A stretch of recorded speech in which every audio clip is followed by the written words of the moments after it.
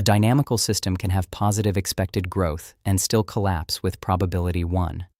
The expectation averages across all trajectories, including those already absorbed at the barrier. Once absorbed, a path stays at 0 forever. Survival is a path condition, not a distributional one. Place an absorbing barrier at 0. Paths that reach 0 stay at 0 and contribute nothing to future expectations. The expected value continues to grow because surviving paths take increasingly large values.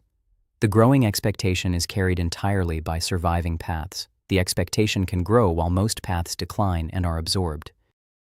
For geometric Brownian motion, the expected value grows at rate mu, but the time average growth rate of a typical path is mu minus 1/2 sigma squared.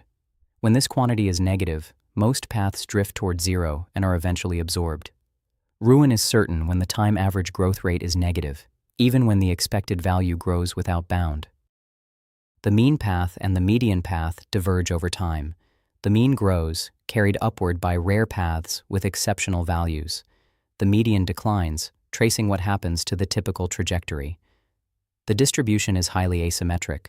A small fraction of very large outcomes dominates the expectation. Decision-making based on expectation ignores what happens to almost every path. For jump processes with heavy right tails, rare large jumps sustain a positive expected value.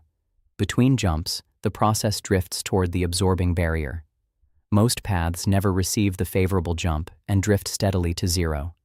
Heavy right tails decouple the mean from the survival probability. Survival requires the time average growth rate to be positive. For geometric Brownian motion, this means drift minus 1/2 variance must be positive. Positive drift alone is not sufficient. The full condition depends on drift, volatility, jump structure, and initial distance from the barrier. Positive expected value is neither necessary nor sufficient for survival.